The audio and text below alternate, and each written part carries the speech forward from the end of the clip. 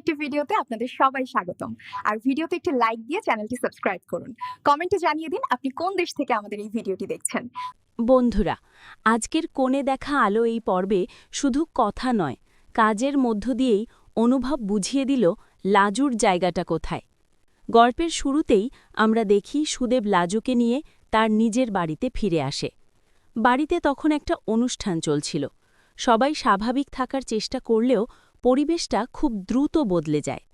হঠাৎ করেই কয়েকজন গ্রামবাসী সেখানে এসে প্রতিবাদ শুরু করে। তারা সুদেবের বাবা মাকে লক্ষ্য করে একের পর এক কথা শোনাতে থাকে। এই মেয়েকে কবে বিদায় করবে? কতদিন আর এভাবে থাকবে?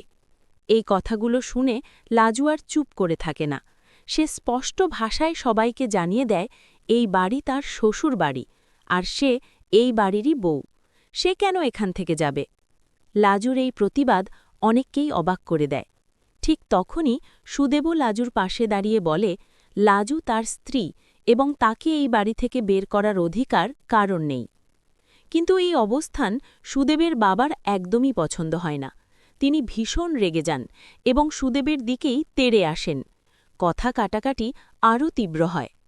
এই উত্তপ্ত মুহূর্তে লাজু আবারও জানিয়ে দেয় সে সংসার করতে এসেছে, কোথাও পালিয়ে যাওয়ার জন্য নয়।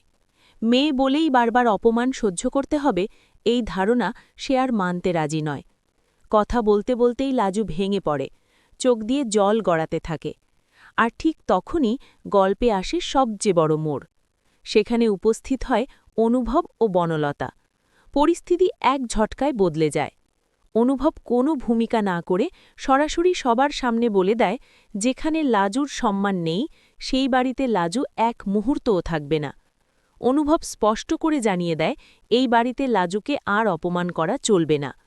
তবে লাজু তখনও যেতে রাজি হয় না।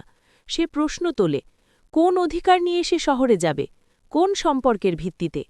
এই প্রশ্নটাই ছিল সবচেয়ে গুরুত্বপূর্ণ।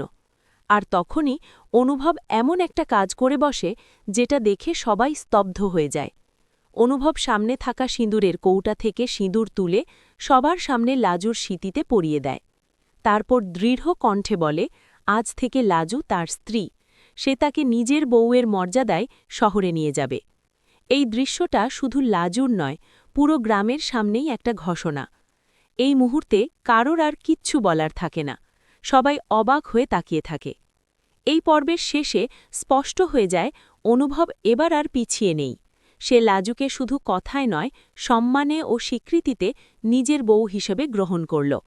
এখন প্রশ্ন একটাই, এই সিদ্ধান্ত কি সব সমস্যার সমাধান করবে নাকি নতুন ঝড়ের শুরু করবে?